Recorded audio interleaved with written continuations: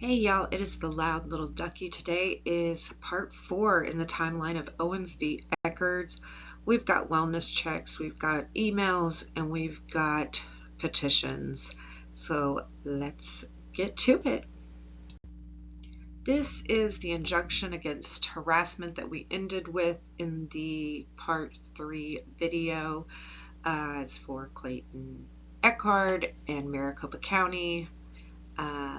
It says no contact. The defendant shall have no contact with the plaintiff except through attorney's legal process, court hearings, and as checked, but nothing is checked. Defendant shall not go to or near plaintiffs or other protected persons. It's marked as residence, which is confidence, and it is signed by the judicial officer on 11/2/23. So this does show that his injunction against harassment was granted. November 1st, Owens reports rental home break-in to the Scottsdale police. Here is a transcript of that. This starts with Scottsdale police. This is Tracy. Hi, my name is Laura Owens, and I'm calling because I'm being really stalked and harassed by someone on Reddit who also may have broken into my rental home. What's the address? My address is redacted. Okay, is that the address for the home that you live in or the rental home? That's the address for the home I live in. The rental home is redacted. Okay, all right. That one's in Phoenix, so we'll do this one. Okay, perfect. Do you know the person? I know their username, but I don't know. I don't know the name of the person. I am suspicious that it's one of two people where I have protective orders against. Okay, what's your name? My name is Laura, Laura Owens, Owens. What's your phone number? Redacted. Have the orders been served? Yes, they have. And how are they stalking you? Like, what are they doing? So this person has been obsessively posting about me on Reddit. I'm involved in a paternity scandal with a guy who was formerly the Bachelor, but I think either is that guy or it's the other guy who has they looked up absolutely everything about me, and they seem to have they know about my rental house. I got an alert at my rental house that somebody had opened the back door, and that was last week, and I didn't know quite what happened. And then this person wrote today about like a description of going in the back door, basically, and knowing all about the house. They also have been stalking me on social media, and I've tried to remain anonymous through this whole process, and they just keep repeatedly saying my full name. And they're just literally out to ruin me. I mean, it's obsessive, like hundreds of posts about me.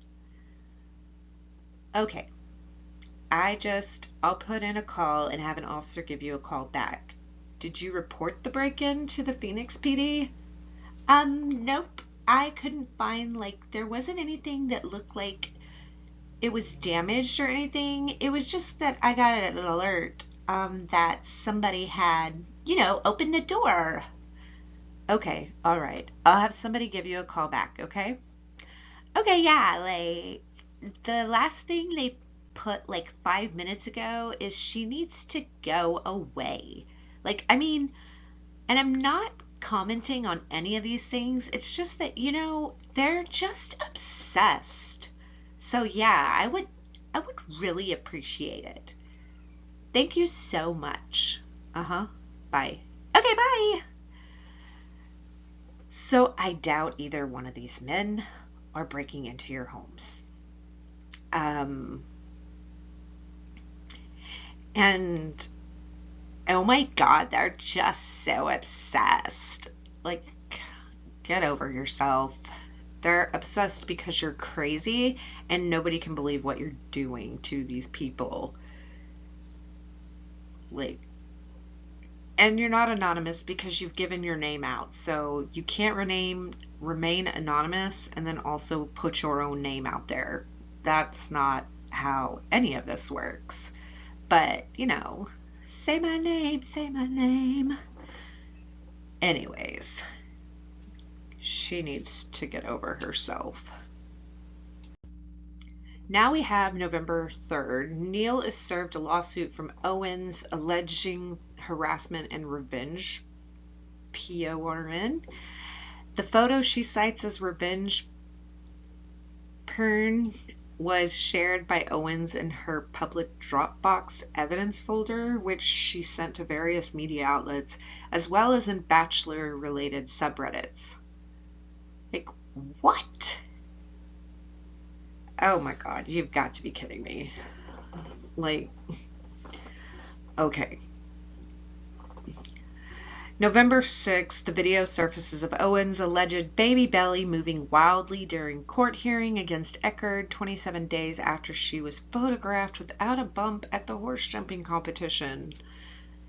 Remember, I said she was entering at least one a month, pretty much throughout her pregnancy in video 2, which we have pictures of her in these horse jumping competitions. November 9th, news leaks that Laura Owens is trying to change her name to Emily Wilson. Why? Why? Because people are just so obsessed with you. Where, like, oh my God, this woman. November 15th, Reality Steve offers Owens a platform to share her story. She does not accept his offer and instead threatens to sue him. Because anybody that talks about her, she will sue. Because everybody's just so obsessed with her. And, and she may not think it's fair that, Clayton is going out there and he's talking to these people and he's giving his side of the story. But every single one of these people that Clayton has gone and talked to has also said, hey, Owens, if you want to come on and tell your side of the story, then you're more than welcome to. But she doesn't want to. Because she has nothing to prove. She just wants to sue people and talk about how they're just making her life horrible when she brought all this upon herself. So she needs a reality check. Maybe from Reality Steve or Dave Neal. He'll give her one for sure. November 14th, Owens sends mass email to podcasters threatening to sue them for defamation if they cover the case without platforming her. Well, Reality Steve said he would platform her if she wanted to talk. Pretty sure Nick Viall did the same thing. Dave Neal, I believe he's offered it. Many people have offered it. So you just aren't taking up the platform because they see through your lies and BS. This is what the email says. It is blurry, but I will read it to you. And it says, "Hi, this is Blake, again, aka the anonymous woman in the Clayton Echard paternity scandal. There has been a tremendous amount of falsehoods spread by Dave Neal and Reality Steve, who have received their information from 2 of my ex-boyfriends whom I have protective orders against.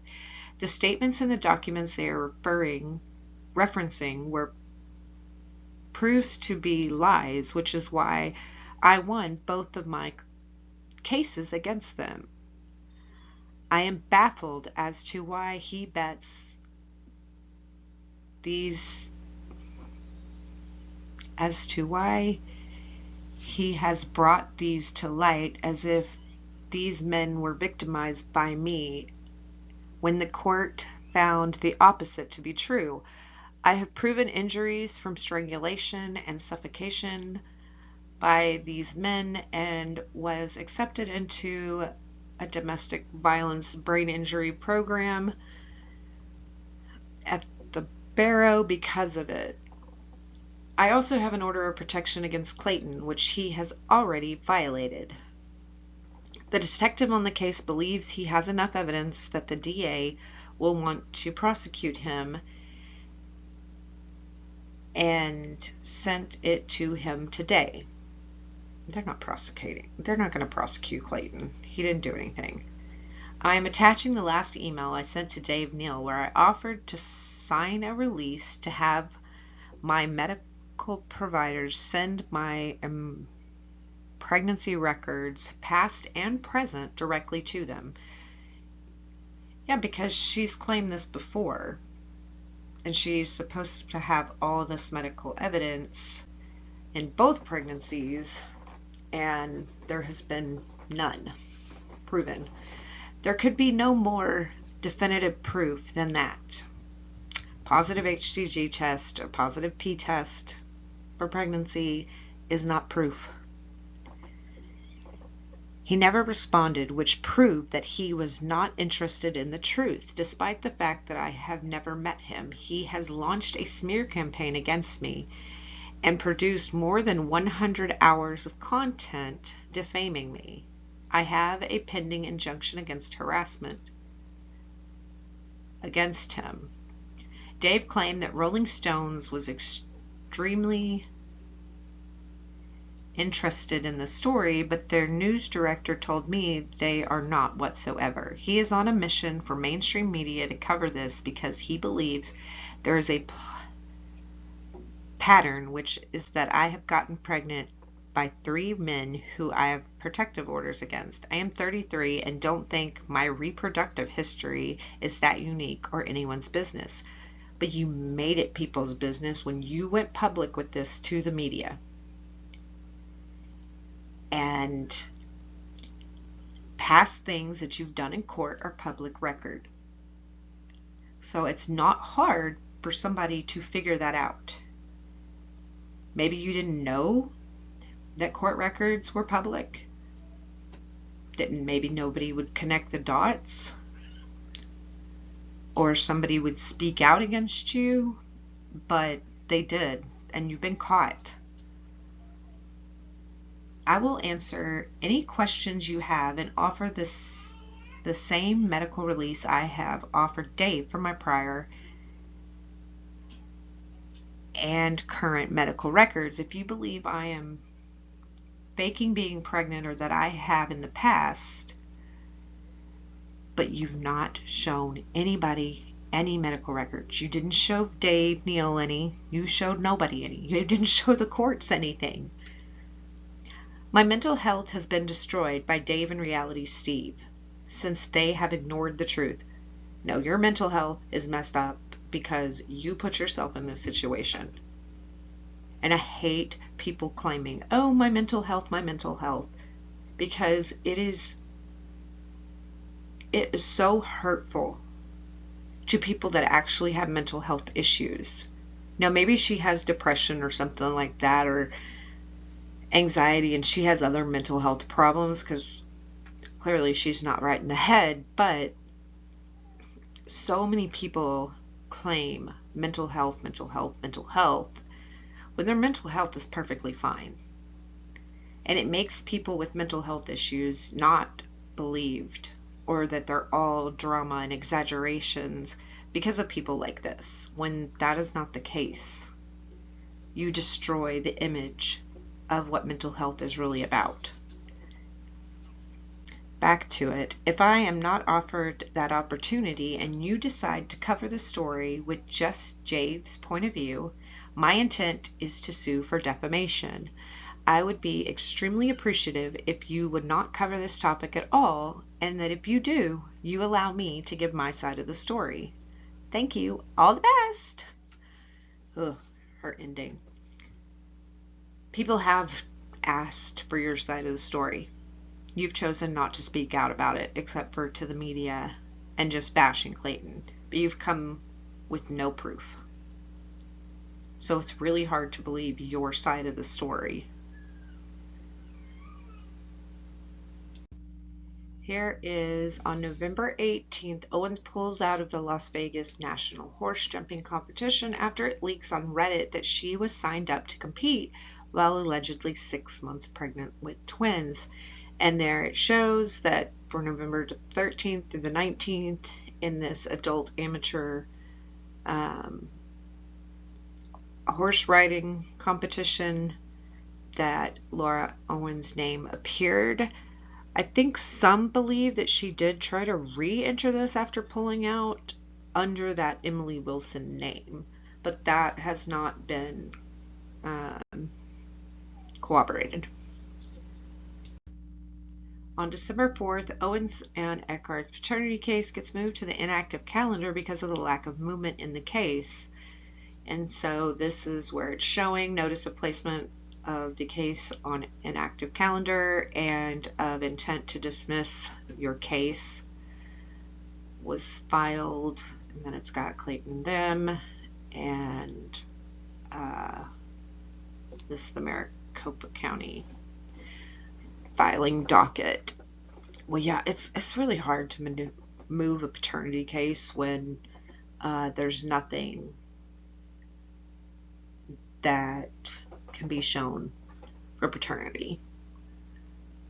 There's no aliens, there's no babies, there's nothing to show maternity or paternity in this case. So yeah, it's not going to have a lot of movement because there is nothing to claim. December 5th, Law Tech with Mike covers the case and offers Owens a platform to prove her pregnancy. She does not accept, instead threatens to sue him. She did send him a letter. He did read it. But once again, she was given a chance to go on there and explain her side of the story. And the thing with Law Talk with Mike, if you don't watch him, you should. He's got a bunch of crazy cases that he watches, just court clips around the U.S., maybe some world, that are really funny. And he came across this clip about this case, not really knowing anything about it. He was just sent the clip that this is a crazy court hearing, and so he covered it. And then people were like, oh, that's this, and you should talk to Dave Neal and all that. That's what ended up happening. Like, he didn't even know he was covering this case when he did it. He was just showing a clip of a court case. That's crazy.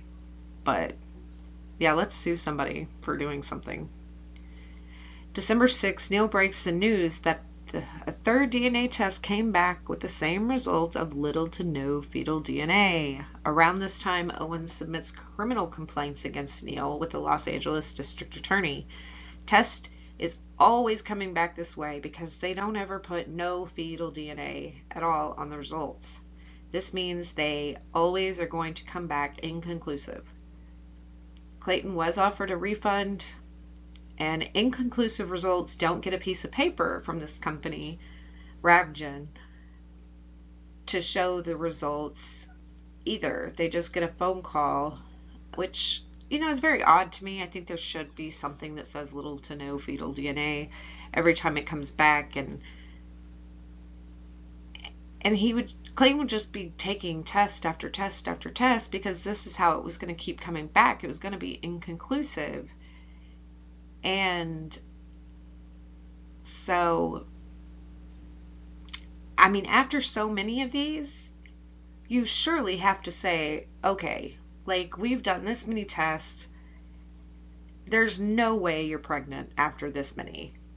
like 3, 5, I don't know what the number should be, but I mean, at one point, you got to be able to say there's no fetal DNA.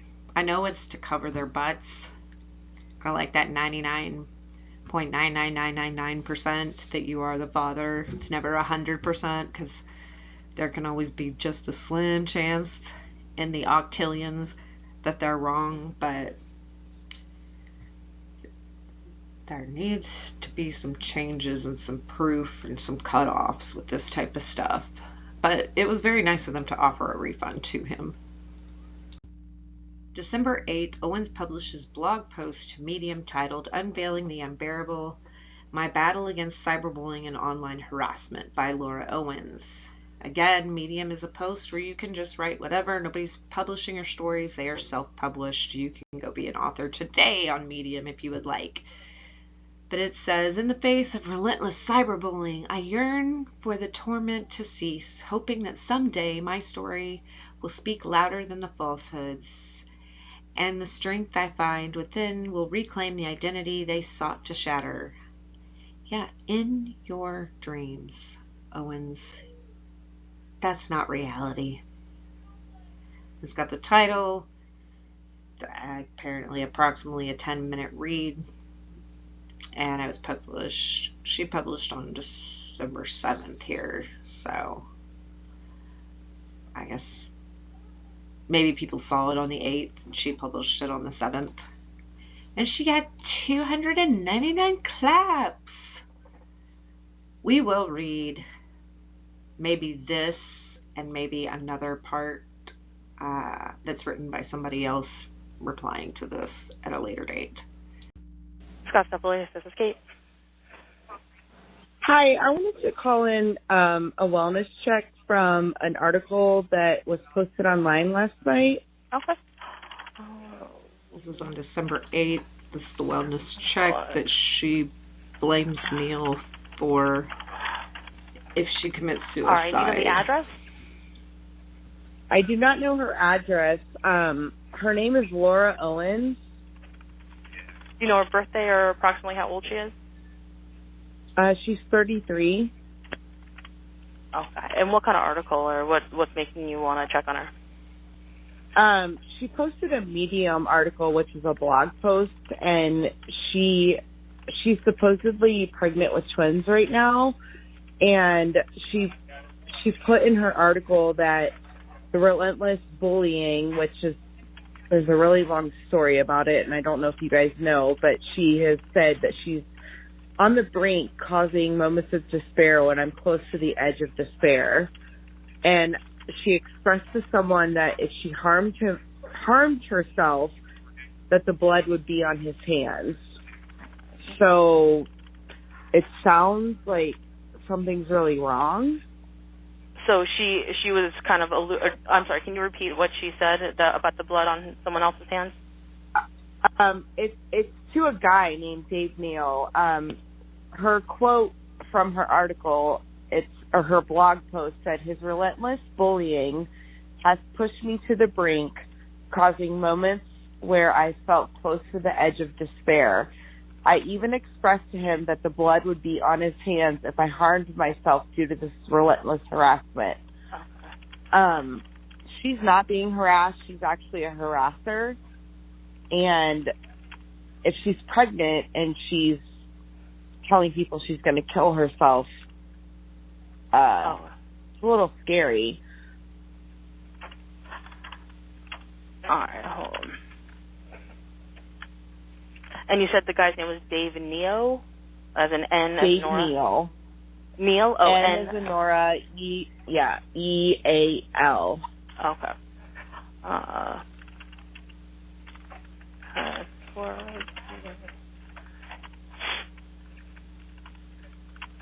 Okay, and why are you calling the Scottsdale Police Department? Do you know that she lives here? I do know that she lives there. Okay.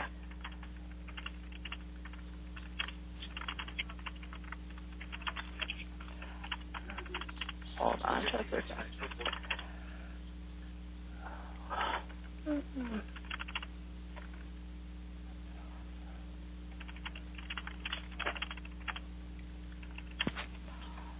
lead.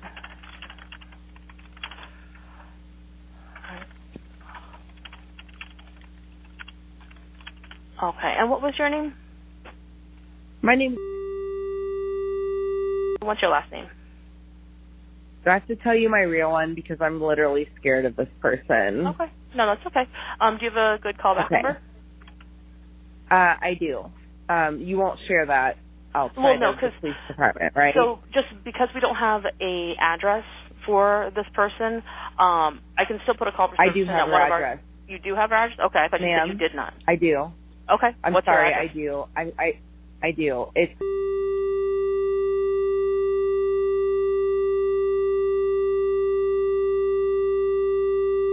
and she lives with her parents, Jan Black and Ron Owens.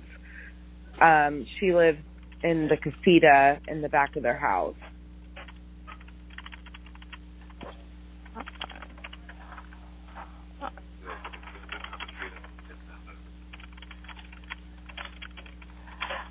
Okay, so do you know her personally?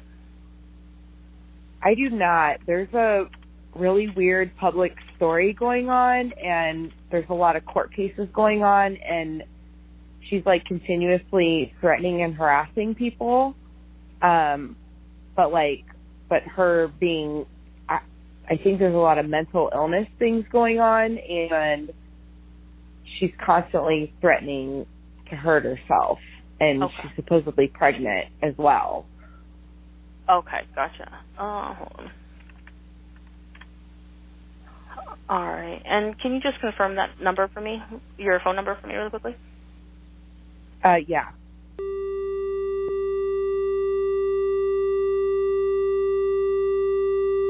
Okay. And did you want, I'm going to put this in, but the officer may call you for more information.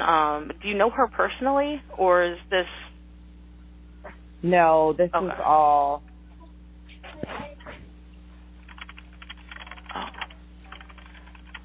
No, this has been going on for like 6 months publicly, but it's just like she posted a blog last night that it just felt like a big spiral, and I'm afraid I honestly think this girl is going to hurt herself or other people. Okay. Okay. All right. If the officers don't need any additional information, did you want to speak to them, or did you want any follow-up from them? Whatever works for you guys. Well, it's up to you. Yes, I would love to know, or, yeah. Okay. Okay. I've got this in. We will go out and check on her and make sure everything's okay.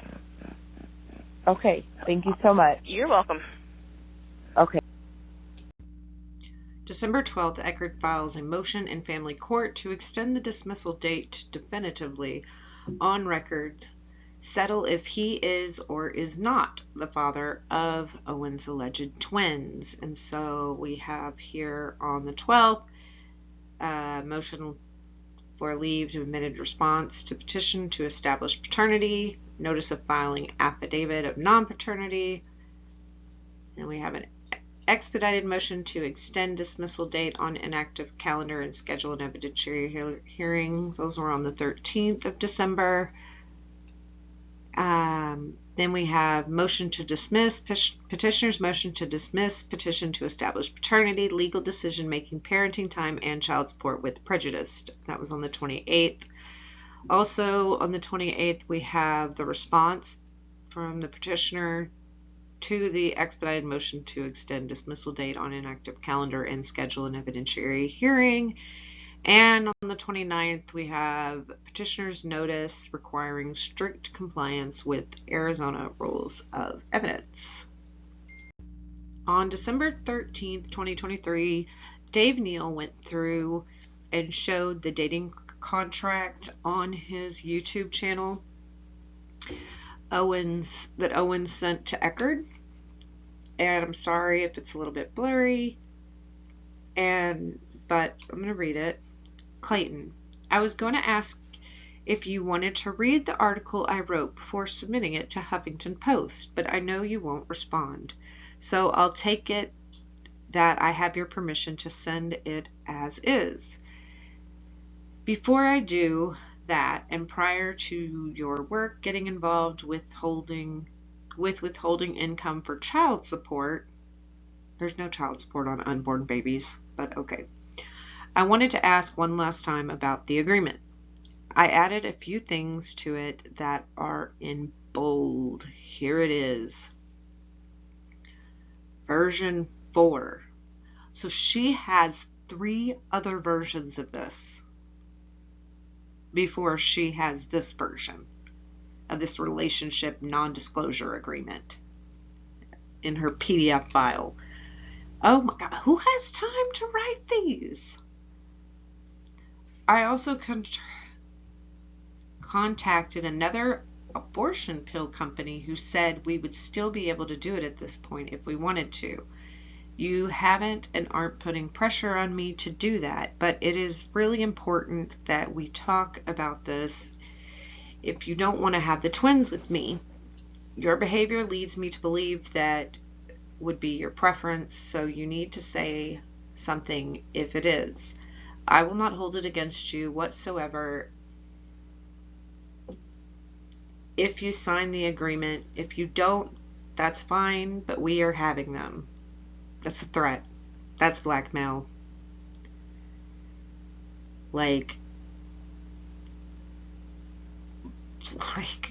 There's no other words for that. You cannot do this.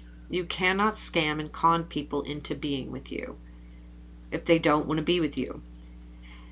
And yeah, behavior leads to it's not your preference, because his words have also said that.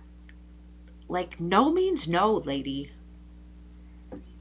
Gosh, she is like a predator. I just want to have a fresh start and remove all of this animosity from the picture. Well, maybe you shouldn't have started all of this. We need to be making smart decisions right now, not ones driven by emotions. Take your own advice, Owens, because all you do is act on your emotions because somebody hurt your feelings and doesn't want to be with your craziness. Neither one of us wanted this, but it happened, and we need to make smart choices. Smart choice would have been using protection, and no, he didn't want this. That's why he didn't sleep with you. And you did want this because you're the one who made all this up. So quit lying to yourself. If I don't hear back, then fine. We can continue like this, and I will submit my piece to the HuffPost. But your unresponsiveness is getting you nowhere with me, and will get you in trouble with the court. Please simply consider the agreement with modifications. It is written entirely in your favor, not mine. All the best. Here's your TED Talk and all my socials. Oh my God. Nothing is written in anybody's favor. Except for yours. Because nobody comes up with an agreement like this. Except for crazy people. But you keep thinking what you think. Here are the changes for terms of agreement. The couple agrees that, number 1, for a period of 1 week, while determining the best court of action, that's supposed to be course of action, not court. You just got court on the brain, Owens. For their pregnancy, Party A and Party B will exclusively explore a relationship with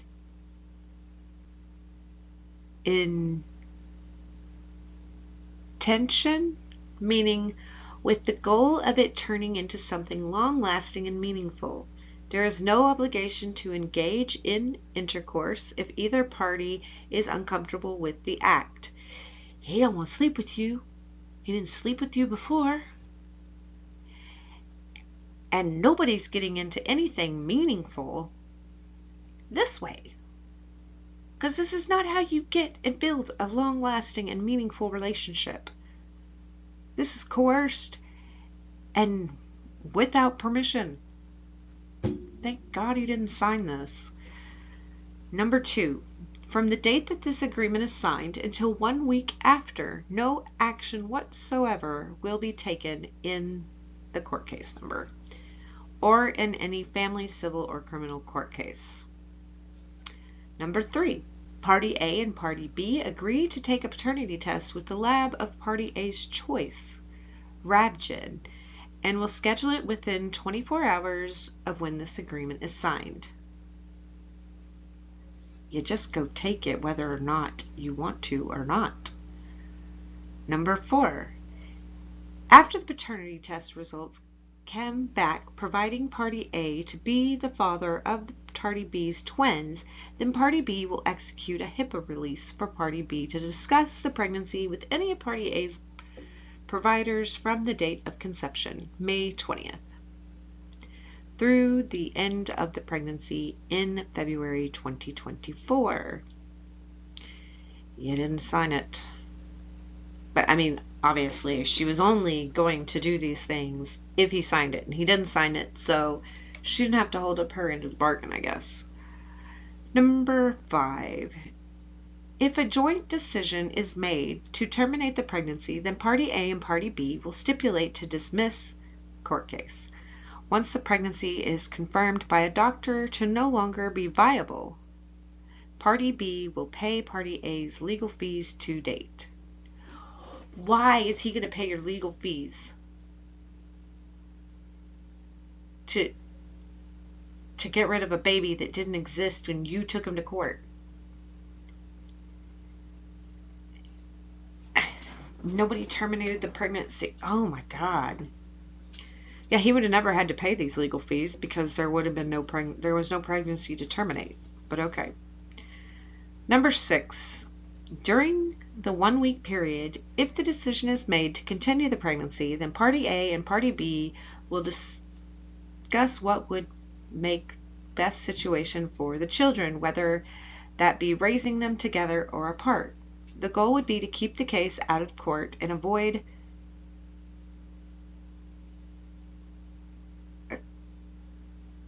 accruing continued legal fees for the court case. The court case will remain active until the agreement is made outside of court. Then the parties will dispute to dismiss it. Okay, stipulate to dismiss it. The font is really weird on this too.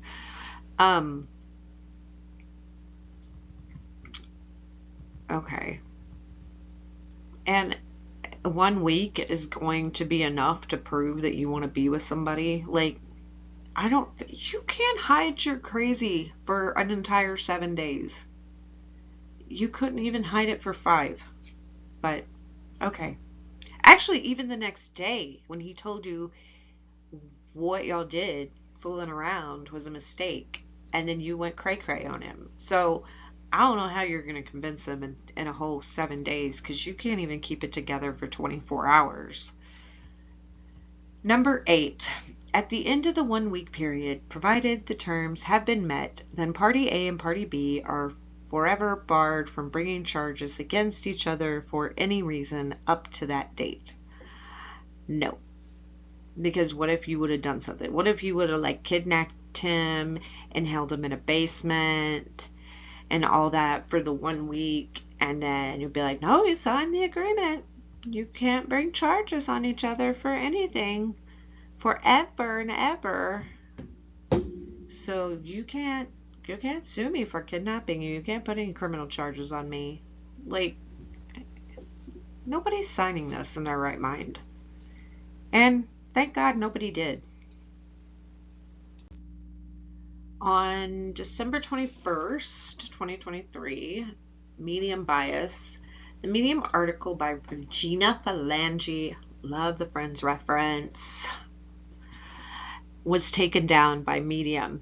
Interesting that Medium continues to leave up her defamatory post about Echard and Dave, but takes down Regina's cognitive rebuttal of Owens' post. This is the one I want to read. I think that we will be able to get a idea of what Owens put in her Medium post, since this is a reply, so I rather not read Owens. I rather read Regina Phalange and her infamous name and what she wrote. And she got 408 clappy hands. That's at least 100 more than Owens got. Hers is 20-minute read, so it's double the amount of Owens. And the title was, "Nobody told me I'd have to take accountability for my actions." Yeah, I don't think Owens has never been told that, and her parents have never held her accountable, because she's still doing this, and they're still enabling her to this day. Her father is like, "Oh my gosh, my lovely daughter, like, read her article because she's so brave." Okay, I know daddy's little girls, but let's not be blindfolded. Like, y'all can't see that y'all daughter needs mental help. She needs to be in a psych ward. Like, come on. December 20th, Owens posted a public video on her Facebook page, which opens with, "My name is Laura Owens," and proceeds to speak for over 6 minutes about being cyberbullied. The video is shot from the neck up. Yeah, can't show that pregnant belly. Maybe she didn't have the little fake moon bump in the mail yet. The sounds she makes are of crying nature, but no tears are actually seen for the entirety of this video. So she took some acting classes from Amber Heard, I see. She specifically calls out Neil, Reality Steve, and Reddit sleuths for alleged cyberbullying. Owens also shared Patreon paid subscriber private stream footage of Neil saying things about her over the past few months without any context. Once again, let it be known that Neil has never once said her name. Dave Neal refers to her as Jane Doe, or shown photos of her. After about a half hour, the video disappears from her public Facebook page, and she claims that it was only intended for her close friends and family. Which is weird, because why would you need to start the video with "My name is Laura Owens" when if you pop up on a video, they don't need you to tell them your name because they know who you are. So, yeah, that disputes that claim, allegation, whatever. And also, where did she get this shared Patreon subscriber private stream footage? From Chase J. Jones? Or did she get it herself under the name Chase J. Jones? Very interesting. December 25th, Christmas Day. Owen sends a cease and desist letter. Of course, because what else would you be doing on Christmas? Not spending time with family and loved ones, opening presents, celebrating Jesus, whatever you want to do on Christmas. She sends a cease and desist letter to the TikTok/YouTube personality Liz Neptune regarding the use of a video Owens had posted to Facebook that had been used in a TikTok video by a different creator, not Liz Neptune. So she's just over here sending and ruining people's Christmas Day for somebody that's not even the right person. Like, the lengths this woman will go. That creator is not affiliated with Liz in any way, yet Owens claims that she has proof that they are, but has not provided that proof, which Owens is very well known for, speaking out her butt, never showing anything. She doesn't produce squat. Owens and Neptune engage in a brief email correspondence, ending with Neptune telling Owens to never contact her again.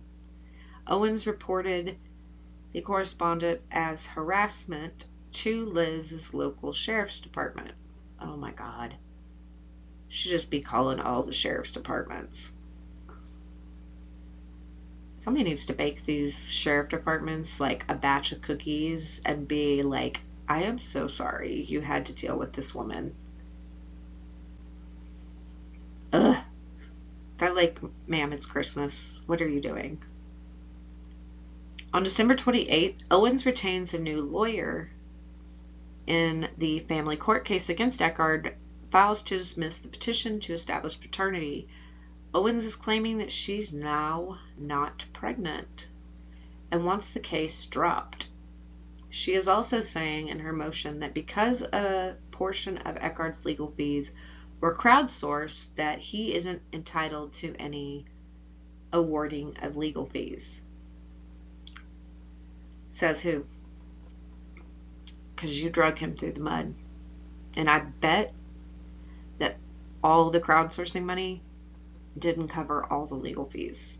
Probably covered some of it. So, I don't think that's quite accurate. Maybe it is. If you know that, is it to where if you've crowdsourced or somebody's donated money or whatever to pay for your legal fees and you didn't pay for them, will they not give you your attorney's fees or award you attorney's fees? If you know, let me know. One thing also is, okay, December 28th, she's claiming she's now not pregnant, and she wanted to do this paternity case, and before they start taking wages from your employer, like, what was she going to do come February? Like, was she just, surely there was there had to have been a plan to lose the twins, air quotes. But if that's your plan, that means that the only reason you filed all of this junk in the courts was just as revenge for somebody turning you down. And I'm not saying that she wouldn't do that, because she absolutely was, and that looks like what she did. But, like, what was the point? Like, because if there was paternity and all that, like, the babies weren't going to be born, so the parenting plan wasn't ever going to be put into place. There was not going to be any child support coming out because there was no babies. But so what was her end game in this, had everybody not fully figured out how crazy she was? Because, like, is it that she was going to do this, and then because Clayton, like, said she's not pregnant and all that, and then I guess she never has to prove that she wasn't pregnant, that then she sues for defamation against Clayton, and then that's how she gets her money? Like, and maybe I'm putting too much thought in this because she probably didn't think like this, but I just wonder what the end game that she actually wanted was at the end of this court case. Because we know a little bit about what the end game was of the previous ones, so I think it was just to drag him through the mud, but I feel like there's got to be more to it than that. So I wondered what else she wanted. So Christmas and New Year's have passed, and we are now in the year 2024, January 2nd to be exact. A baby bombshell, Bachelor Clayton Echard's ex-fling claims she no longer is pregnant after demanding he take the paternity test in court. And this article is posted by The Sun. The Bachelor star, Clayton Echard's ex, has claimed she's no longer pregnant after a nasty paternity battle. The U.S. Sun can exclusively reveal 4 months after Clayton, 30, was accused of fathering the woman's unborn twins, she made a bombshell claim in an Arizona court filing. On December 28th, the former Bachelor's ex-fling filed a motion to dismiss with prejudice her petition that was initially filed in August to establish paternity, legal decision-making, parenting time, and child support. With prejudice means the case can be dismissed permanently and not be brought back to court. According to the court documents exclusively obtained by the U.S. Sun, the petitioner, who wishes to remain anonymous in the media, claims she was no longer pregnant. But she's not anonymous in the media because she's given her name out there. Her name is out there. But, why are we protecting this woman like she is a victim? It truly baffles me. The 33-year-old podcast host from Scottsdale, Arizona, noted in the docs, petitioner acknowledges that she is no longer pregnant with respondent's children, meaning there is no paternity to establish. She continued, there is nothing left for this court to adjudicate, and this case should be dismissed. The petitioner further described her current state as now pregnant. She initially said she expected to give birth to twins on February 14th. There was no explanation given as to what happened during the supposed pregnancy. Yeah, I think she can't take the heat, so she's trying to get out the kitchen. And nope, you need to finish cooking this meal, girl. The reality star's ex, however, is still requesting she be awarded attorney fees and cost and a virtual evidentiary hearing to hash things out between her and Clayton through the court. The U.S. Sun has reached out to the petitioner for comment. Clayton, for this part, told the U.S. Sun in a statement, "This filing by her was not a surprise to me, as not only is she no longer pregnant, but she was never pregnant at any point in time with my children. My hope is that the judicial system will bring her to justice here soon through exposing the many false accusations that she has made."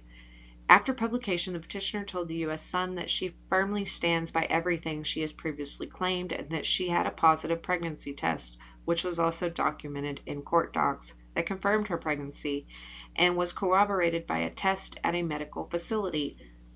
No, it wasn't. There is not things that confirmed her pregnancy. And there was no corroborated test by a medical facility. All we have is a positive HCG test. That does not mean you are pregnant. It means that you could be pregnant. That's why you need to go to the doctor or go and get some labs done to further figure out if, yes, you are pregnant or if this is a false positive, because that can happen. A pee stick tells us nothing. It's not like, oh, you pee and then here's a baby. No, that is not how any of this works. And why does she not know this? Because she's never been pregnant. So she's not been through pregnancy, so she doesn't know how pregnancy actually goes. Not that you actually have to be pregnant to know this. You just have to have some common sense, or maybe know somebody that's been pregnant and gone through it with them. But, oh my God, she is so stupid. Money troubles. The anonymous woman has argued in the court docs that Clayton crowdsourced his attorney fees through GoFundMe. She wrote in the docs, respondent did not personally incur attorney's fees, and it is doubtful that he intends to reimburse all 331 people who donated to his cause. To date, there were 335 donations totaling $8,130. Clayton's goal on the GoFundMe page was $10,000. Yeah, at this point in the legal game, that $8,000 was gone, used up. $10,000 is nothing when it comes to attorneys and court cases and filings and research and all that stuff. No, he spent well over $8,000. The fundraiser was organized by a person named Dave Neal, who said that Clayton can use the help of his friends and family that want a fair legal battle. That was very nice of Dave Neal to do for Clayton, and I'm glad he did it. He also noted that Clayton never wanted to ask for a handout. No, he didn't.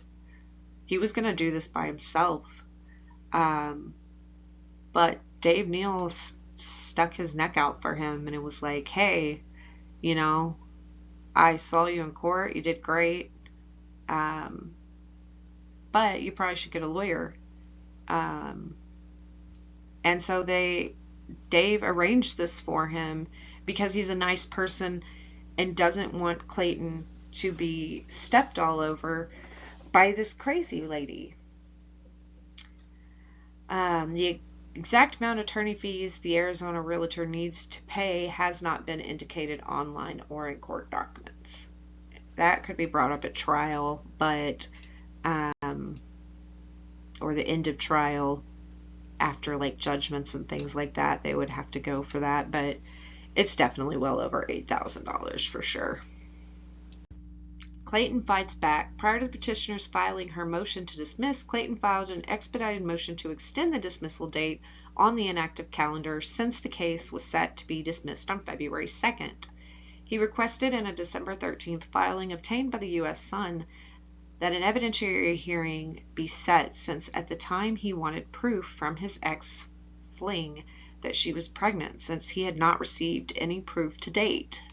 Yeah, fake sonograms, fake pregnancy tests, just a pee stick result, nothing else, no doctor's visits that he's been to, no blood tests, nothing. So he has no proof. He argued petitioner has never provided respondent with any substantive proof of her alleged pregnancy, and all the paternity tests have indicated there is little to no fetal DNA, which means there's no baby to get DNA from to figure out if somebody is a father.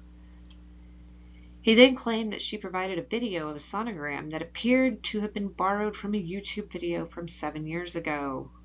We went over that video and I compared it to a video of my daughter's, which was taken about the same day as Owens in the first video, and that will be linked in the playlist, video 1.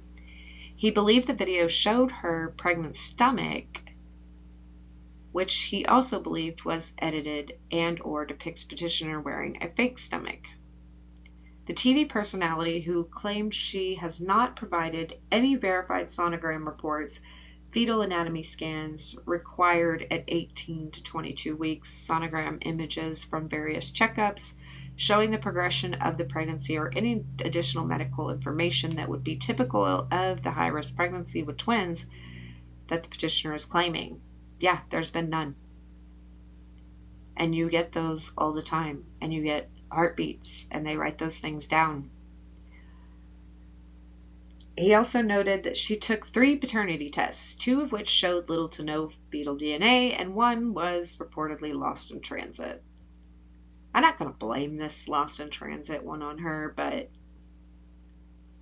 it's just like, really? Like, even with everything, then we have this little piece right here. So it probably would have been 3. Per the filing, he was waiting on a 4th paternity, but he claimed she has not cooperated. There would have been many more paternity tests as well if she continued this pregnancy till Valentine's Day. This article does continue with the last section, but it is about Clayton's ex on The Bachelor and how she supports him and she knows him to be an honest person, and her opinions and such. I will link this article in the description box if you want to read that section, but I didn't think that we needed to include that part of the article in here. Now let's go over why lawyers keep leaving. So we had here on December 22nd, we have notice of appearance. And then, not even a month later, that person withdraws as counsel with the client's consent. Then, a couple days later, there's another notice of appearance. And 6-7 days later, that petitioner, or that attorney, withdrew counsel with consent as well. Then we go to March 12th, there was a motion for withdrawal of counsel as well. I didn't see a notice of appearance on this one. And then the fact that on the 18th, from that motion on the 12th, it was granted that the attorney could withdraw. So many lawyers have gone through. And I'm wondering if it's because they're not doing things the way she wants, or they're like, you're not pregnant. Like, so I'm not going to do this. Like, I can't lie to the courts and, like, get up there and lie and say all this stuff just because you're paying me to be your attorney. Like, I can't legally do that. So have all of these people found out that she's not telling the truth and figured it out, or they just can't stand her? I think they have figured out that she's lying and there is no proof, because they probably keep asking her, where is this proof? We need these things, to take this case the rest of the way. And nothing that they get equals pregnant. All right, now we're going to go over the notice of non-appearance at the deposition pursuant to Rule 57 in Maricopa County. And it was filed on the 17th of January. Respondent, by and through undersigned counsel and pursuant to Rule 57, Arizona Rules of Family Law Procedure, hereby notifies this court that petitioner blank has failed to appear at the proper notice deposition scheduled for January 17th, 2024 at 1 p.m. So they filed this at 3:24 p.m., so just 2 hours later.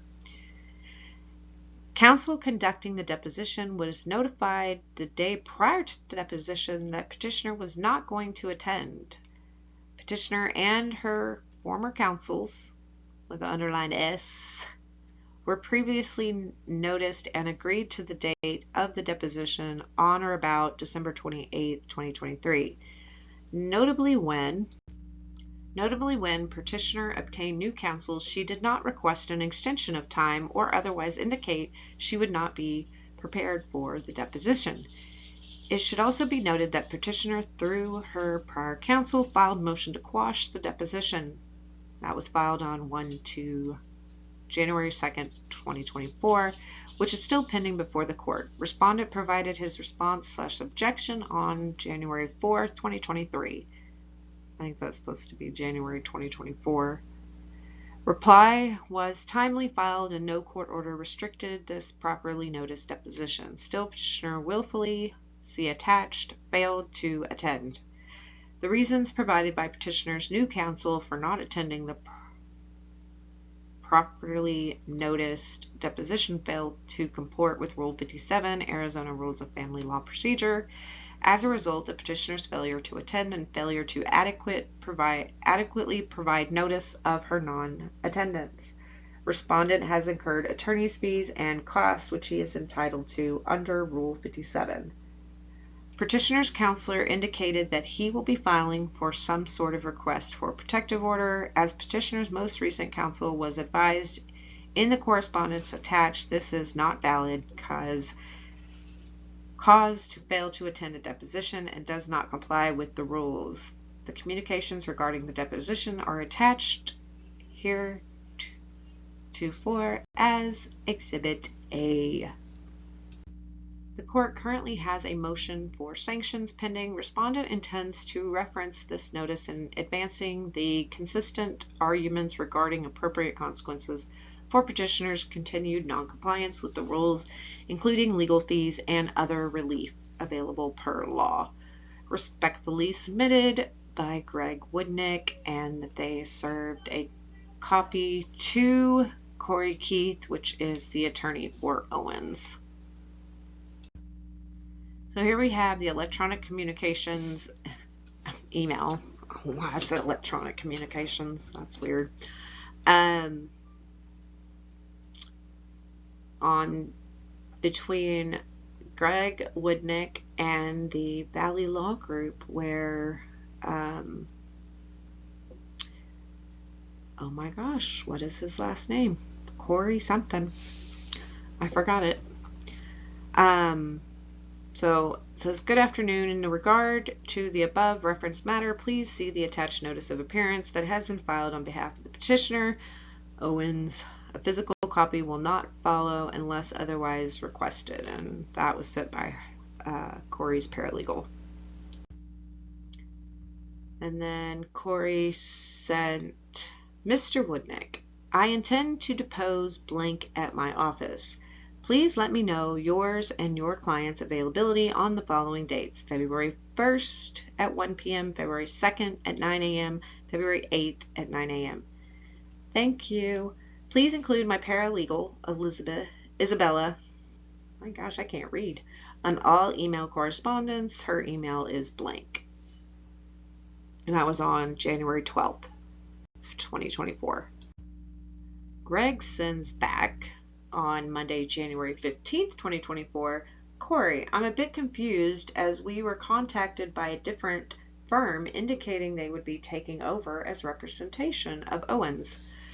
Under normal circumstance, I would have brushed that off as maybe wires being crossed, but I think you will be the 12th or 13th lawyer in this saga. So I want to make sure you are not already withdrawing. It has been a pattern here, I would say. Regardless, I am just happy she has counsel, as it will keep our deposition on Wednesday productive. As a reminder, blank remiss in her discovery obligations to date. She has provided none. Per Rule 62, she needs to bring the requested documents to the deposition attached as Exhibit A along with the notice. I am also happy to resend blank HIPAA releases. They were ignored previously for her to execute. Still did not sign the HIPAA release form as of date. Also, as your date requests to dispose, of course we can make that work, and yes, we are available on Groundhog's Day, February 2nd. Yeah, because this is just a repeat and a repeat of the same stuff, and is it ever going to end? I am just glad to hear blank agrees that further discovery is critical, so we welcome the formal notice. Please dispatch for the record. I'm requesting that we start a bit earlier, 8 a.m. maybe, at your office because it is on a Friday and I have other commitments in the afternoon. Isabel, copied, will be there with me, as in light of your client's history, we don't engage with her without witnesses. Happy to talk offline today if you have a few minutes, Greg. So, they both have assistants and stuff named Isabel. That's weird. One's Rainey and one's Sissel or something like that. That's crazy. I don't think I noticed that before. Yeah, you cannot just be alone with her. You need several witnesses and video footage or audio recording or something, because she will lie. Tuesday, January 16th. Corey, as a professional courtesy, I wanted to let you know, as I am sure blank expecting, there may be a police present at my office tomorrow for the deposition. I am also attaching the vital record form for a fetal death certificate. Please encourage Owens to populate and bring to the deposition. Populate. She ain't populating nothing. No babies. Not bringing the population in the town up. Nothing. My staff can notarize it for her here. She also needs to bring her Rule 49 and Exhibit A per Rule 62. The depo videographer is not inexpensive, and we just confirmed with John. Blank needs to be there at 1 p.m. for a prompt start. I do not anticipate needing most of the 4 hours. We are looking forward to meeting you both in person tomorrow. Greg. Keith. That is the last name of the attorney that I could not remember. So, Corey Keith on Tuesday, January 16, 2024, emails Mr. Greg Woodnick, and says, Mr. Woodnick, thank you for your email. After reviewing this case more thoroughly, I am writing to request your position on both parties signing a protective order under Rule 53 with relation to the deposition. Specifically, we will be requesting that the deposition transcript, testimony, and any supporting video is documented as highly confident and kept under seal. We will also request that deposition scope is limited to matters relevant to this proceeding. What else are they going to talk about? Dinner? Like realty? Like, no. Nobody wants to be in the room with her any longer than they have to. Assuming your client does not intend to annoy, embarrass, oppress, harass, or leak information. That is your client that does that. But okay. And the leaked information is either from her Dropbox, maybe some stuff she sent, like the sonogram thing, but the rest of it's public court documents, like, or that she leaked. So okay, man, Corey Keith fell for her hook, line, and sinker. Poor kid.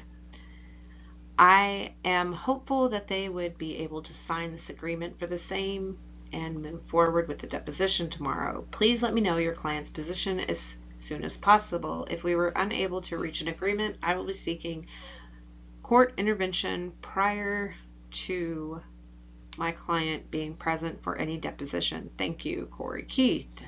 Confidential notice, and then his little emblem of the Valley Law Group. From Greg Woodnick to Corey on Tuesday, January 16th. Corey Keith says, Corey, number 1, blank, which is Echard, will not be agreeing to a protective order or filing this case under seal. Your client is the one who went to The Sun, People Magazine, TMZ, Reddit, Medium, etc., and continues to post and contact the media to date. Also, it is highly doubtful that you will be able to meet the high burden to have a case sealed. Note, your client already tried this and she was denied relief. Number 2, as you are aware from the pleadings, we will absolutely be addressing the malignancy of her allegations, including her historic prior allegations, as they are directly relevant to her bad faith motivation to file this matter. Note, your client also repeatedly refers to her prior pregnancies in her emails and texts to Clayton, which we disclosed. Moreover, her prior allegations are entirely relevant to our motion for sanctions, as she has a history of fabrications, and her playbook in this underlying matter is almost identical. Some of the texts read like they are cut and paste from the matter. We appreciate that subject matter of fabrication pregnancies is embarrassing, but her response to the questions are absolutely relevant to the pending action in the court. Number 3, your objections at the deposition are obviously limited by law. Blank attempts to terminate deposition because we are asking questions that are directly related to her sanctionable actions. That is obviously your choice. I am fairly confident that Judge Matta is not going to agree with you, and she will be exposed to consequences, including attorney fees and paying for the reporter cost for yet another deposition, so that the discovery process can be completed. Number 4, I have zero intention of asking questions that do not serve a legitimate purpose. Much of our time is going to be spent confirming foundation issues because your client, after she claimed she was no longer pregnant, insisted on exercising Rule 2. Number 5, last, no matter what questions we ask, your client will claim they are meant to harass. I assure you that is not the case. 6, I trust blank. You mentioned that she had the opportunity to avoid this by acknowledging that she was never pregnant by Echard. That offer still stands. Just fess up, and you don't have to be deposed. Last, this deposition was properly set 3 weeks ago, and I have spoken to 2 other lawyers for blank in that window. If blank is now refusing to participate, if Owens is refusing to participate without her demands being met, it is not only an unreasonable request based on the history here and her publications, but a late one. You are more than welcome to call me to discuss. I appreciate you are in a difficult situation having taken this case in this posture. Greg Woodnick. Corey Keith responds to Greg and says, he responds on Tuesday, January 16th, 2024, says, Greg, I appreciate your understanding of the interesting situation I walked into in this case. I wonder how interesting he knows. Does he know how interesting it actually is? And he is just pretending not to know and is still representing her at this point in time. But says, I know you and I are in opposition on this one, but I hope we can represent our clients with the understanding that we are both simply representing our clients and not take issue with each other for doing so. Let's hope our next case together isn't so contentious.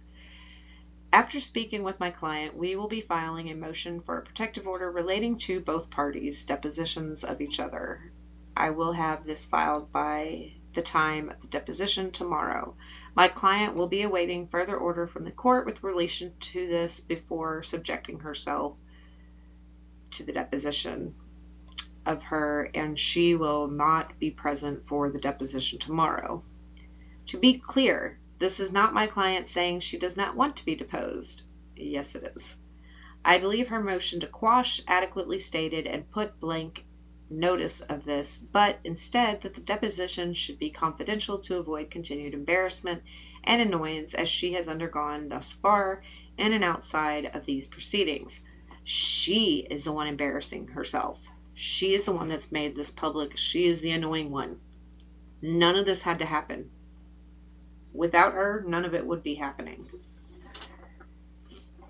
In order to allow the court to weigh in on the deposition and request for confidentiality, appropriately blank seek this leave prior to the deposition. Thank you, Corey Keith, confidentiality, and his logo. Greg responds back to Keith on Wednesday, January 17th. Corey, I appreciate you letting us know that Owens is not planning on showing up to the noticed deposition this afternoon. That said, and as I am sure you advised her in a CYA letter, she is not allowed to simply ignore a proper notice deposition. In light of her actions and exercising efforts to save costs, we are canceling the court reporter. We will include the anticipated cancellation fees required by the service in our cost statement and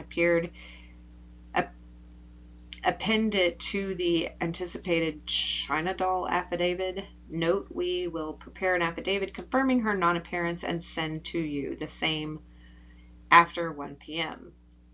The matter has been set for trial.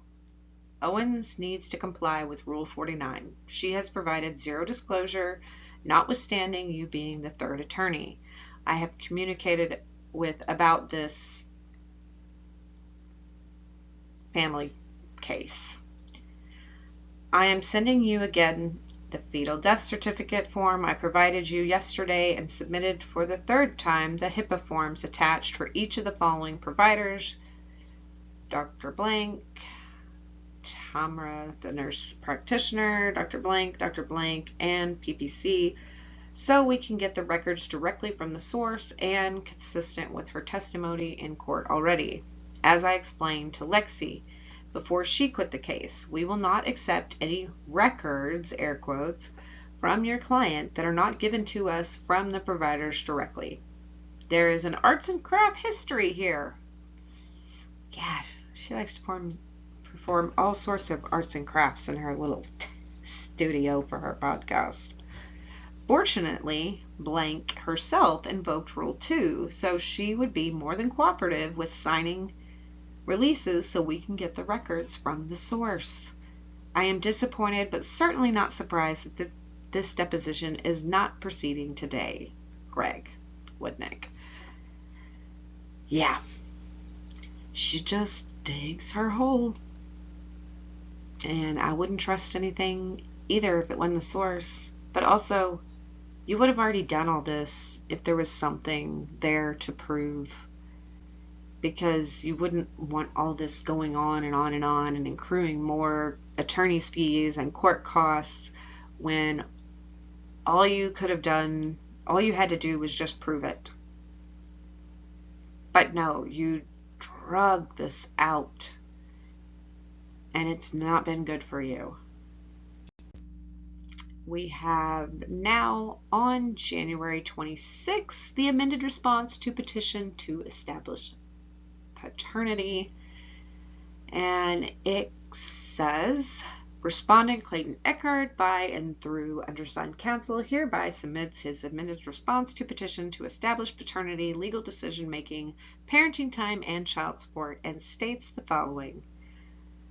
Background. Number 1. Petitioner has not provided any verifiable scientific evidence that she is pregnant, and all DNA tests have come back showing little to no fetal DNA. The testing company, Rabgen, has indicated that it will not release records of testing without a court order.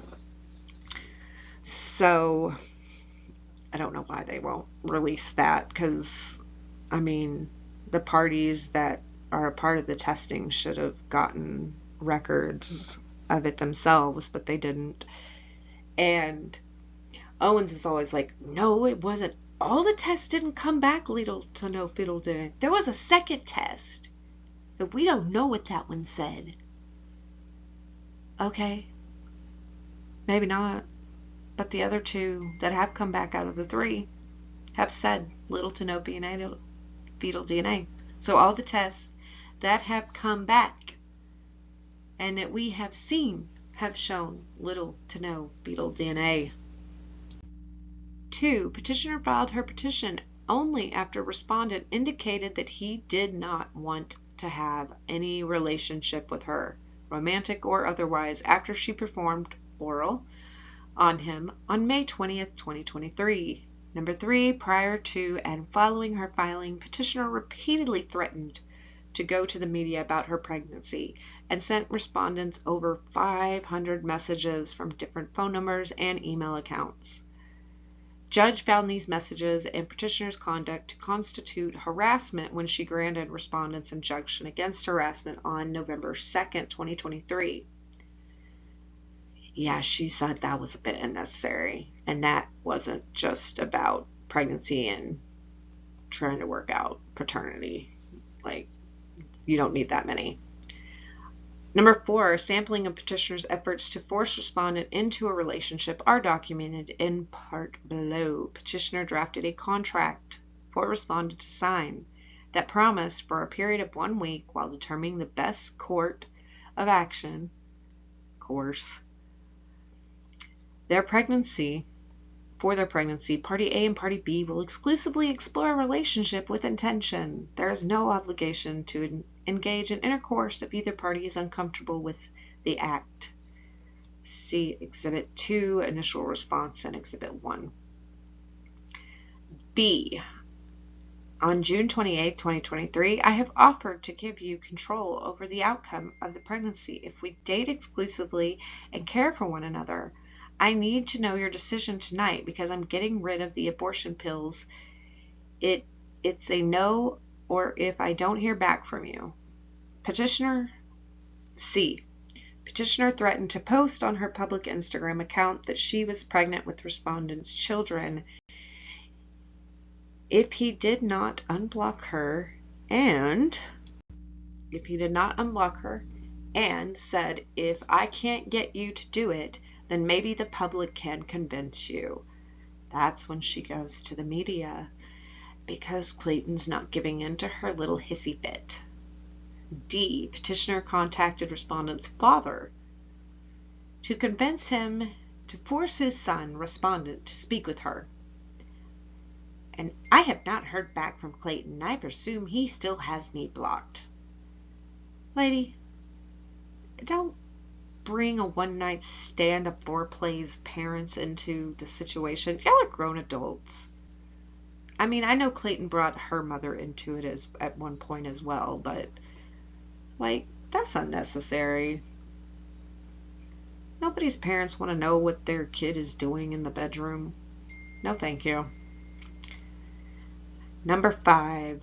While the family case was pending, petitioner posted an anonymous blog post on Medium.com, which she later deleted. Exhibit 6. Contacted the news media and made multiple postings on Reddit claiming that she was pregnant with the respondent's children, and including a Dropbox of doctored medical documents. That is Exhibit 7. Despite two fetal DNA tests indicating little to no fetal DNA and one test lost in transit, petitioner posted another Medium post article identifying herself as the anonymous woman on December 8, 2023. In the article, petitioner continues to maintain she is pregnant with twins by respondent. So she is still pregnant on the 8th. And what do you know, like 20 days later, she's no longer pregnant. I mean, that can't happen. I've lost a child myself. Found out the gender on August 5th and actually sprained my ankle that same day and had to go back like a couple hours later back up to the hospital. But anyways, and then from the 5th to the 20th, everything happened, and on the 20th, I ended up giving birth to my daughter and having to pick a funeral home, and there was a fetal death certificate and everything. So things can happen within that short amount of time, but for her, that did not happen. All right. Section 2, response to petitioner's petition to establish. 7. Respondent affirmatively alleges that the petitioner is fabricating pregnancy as well as refusing a paternity test. 8. Respondent affirmatively alleges that neither pregnancy nor paternity has been proven. 9. Respondent contests the petitioner is pregnant by him and therefore venue is not relevant.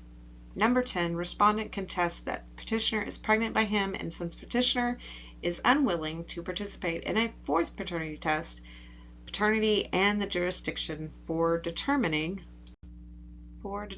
its validity are unable to be proven/determined. Number 11, respondent contests that petitioner is pregnant by him and affirmatively alleges that the petitioner has neither proven pregnancy nor respondent's paternity. Well, that seems like a lot of repeat. Number 12, respondents contest that the petitioner is pregnant by him and therefore there is no legal parenthood to establish. I'll say, respondent alleges that only oral was performed between the parties. Respondent further alleges that despite the multiple requests to do so, petitioner has refused to take a paternity test. Petitioner responded to respondent's request via email stating that she would only take a paternity test if the parties were to date exclusively. Exhibit 1. Petitioner has threatened that she will write defamatory comments about this matter and release it to the press, which she did. Petitioner has not established proof of paternity upon information and believe petitioner suffers from mental health issues. Yeah, she needs to seek treatment ASAP. And has caused respondent to become concerned that she is stalking him. Yeah, like he's breaking into her house. He's not doing that. Probably a leaf blew by. That's probably what happened. 13. Petitioner was not married at the time the minor children were born or conceived, or at least 10 months before minor child were born or conceived. 14. Respondent contests that petitioner is pregnant by him and therefore legal decision-making and parenting time are not relevant. 15. Respondent does not have any information regarding any court action in this state involving minor children. in question that could affect the case, including court cases for enforcement and relating to DV, protective orders, termination of parental rights, and adoptions. 16. Respondent does not know a person other than the petitioner who has physical custody or who claims legal decision making or parenting time rights to any of the minor children in question. 17. Respondent contests that petitioner is pregnant by him and therefore unreimbursed medical expenses incurred by the petitioner are not relevant. Respondent contests that the petitioner is pregnant by him and therefore unreimbursement other expenses are not relevant. Yeah, so he's denying pregnancy, so he is not going to be responsible for paying anything because nothing has to do with him except for the fact that she keeps saying his name. Respondent contests the petitioner is pregnant by him and therefore the parent information program is not relevant. Yep. Don't need a parenting plan when they're not parents to be or parents that are current. Respondent affirmatively alleges that domestic violence has not occurred in this relationship. Yeah, that has not happened. Respondent affirmatively alleges that to his knowledge, neither party has been convicted for a drug offense or driving under the influence of drugs or alcohol in the last 12 months. Respondent contests the petitioner is pregnant by him and therefore child support orders for either party are not relevant. Yeah. You don't need child support when there's no babies. No child support. Respondent denies any allegations not specifically admitted herein. 24. The respondent is entitled to an adjudication of non-paternity. Petitioner's relentless and harassing behavior through the media will continue if this matter is not resolved by the court's finding. Respondent is not the father of any alleged and believed to be fictitious children. 25. Rule 26. Sanctions are appropriate. Petitioner has violated Rule 26B, Arizona Rules of Family Law Procedure, and sanctions under Rule 26C are appropriate. Petitioner filed this action for the purposes of harassing respondent and forcing him to communicate with her. Despite respondent's repeated requests, petitioner has provided respondent with no verified scientific evidence proving she is or was pregnant. Further, after filing her petition, petitioner filed a motion to communicate, threatening to take her pregnancy to the media if respondent did not communicate with her. This motion was denied. See petitioner's motion to communicate filed August 8, 2023. Petitioner also filed a motion for contempt, which this court also denied, which requests this court hold respondent in contempt for non-communication with her. Petitioner's motion for contempt filed August 23, 2023, also denied by this court. As such, petitioner's petition, I'll say that fast, lacks evidentiary support, is being presented for improper purposes to harass respondent into communicating with her and to cause respondent to incur fees. Number 26, the requirement of Rule 9C have been met insofar there has been excessive communication regarding these issues, not limited to petitioner's recent Medium article and the 500 plus texts and emails that predicated the judge's granting of the injunction against harassment. 27, respondent is entitled to his reasonable attorney fees and costs incurred based on petitioner's unreasonableness pursuant to ARS 25 through 324. Petitioner initiated this filing based on pregnancy that could not have occurred from oral.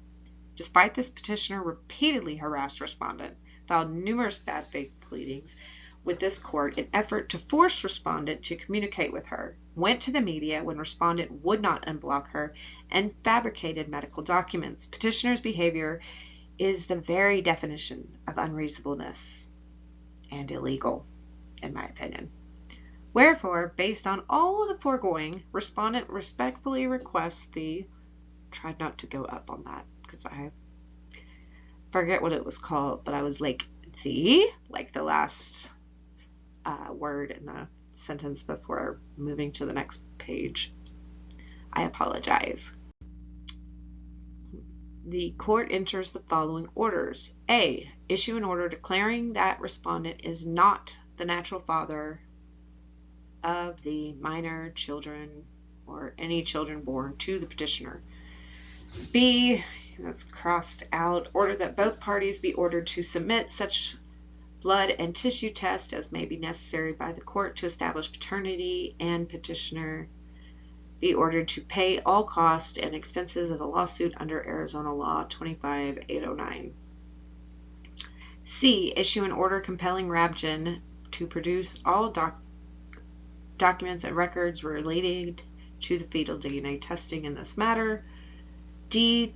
That this court sanction petitioner pursuant to Rule 26. E. That this court awarded respondent his reasonable attorney fees and costs based on petitioner's unreasonableness pursuant to ARS 25324.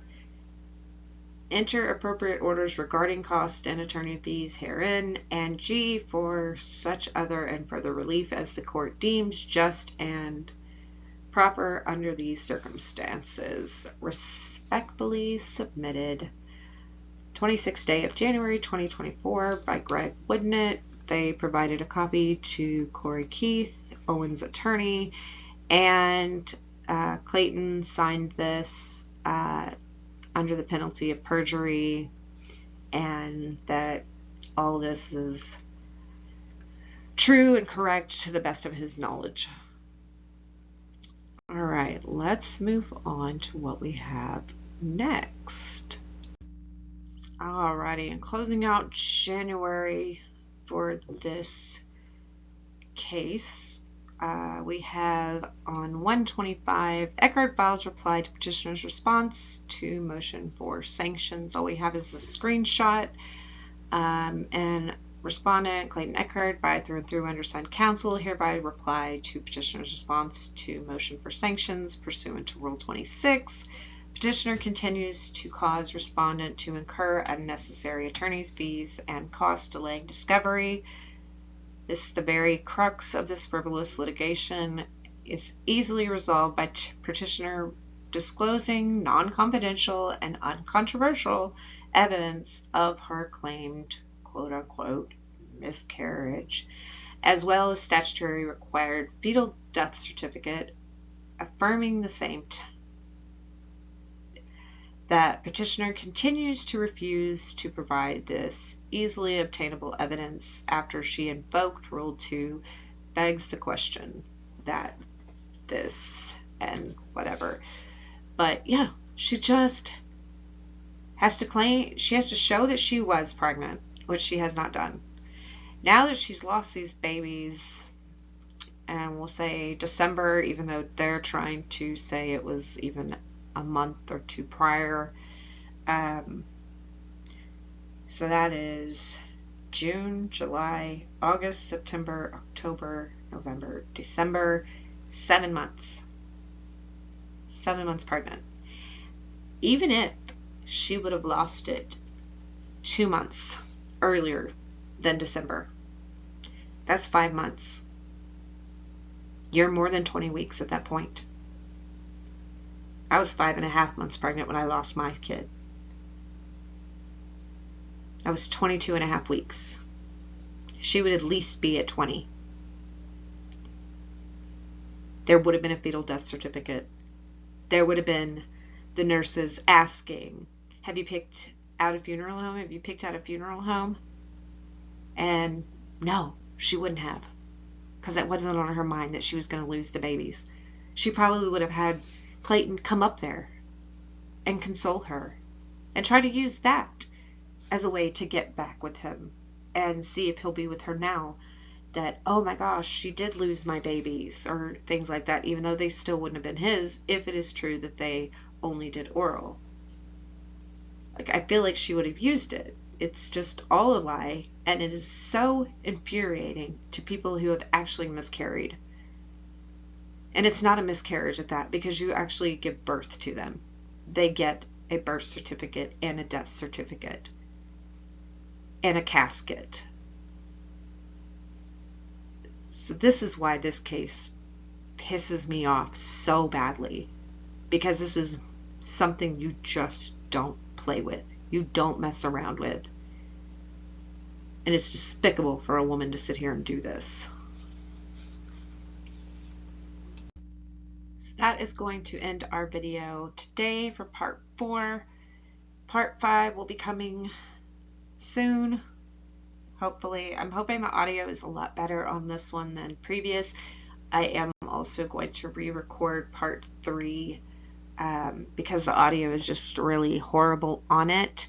But as we like to do in the Loud Little Ducky, we like to end with a quote of the day.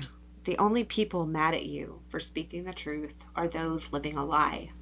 Keep speaking the truth. And that is what Clayton has done. And the truth is making Owens mad because she's living a lie and it's being brought to light. And without Clayton speaking his truth, not his truth, I hate that, the truth, that this is not real, and hopefully putting a stop to her doing this to more people, and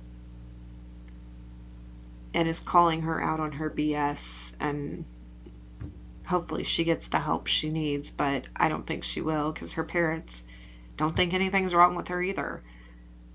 She needs people that are going to call her out and like give her a reality check, and she needs to understand that this is not okay. Like, I don't know if she has abandonment issues or what, but this is not how we get people to be with us. Nobody is going to want to be with you. And if they do, they're going to run from you at the end because you are like this. So, hopefully all of you keep speaking the truth. And if you have to have people mad at you for that, then so be it. But I will see you in the next one. If you like this video, give it a thumbs up, and please subscribe. Bye.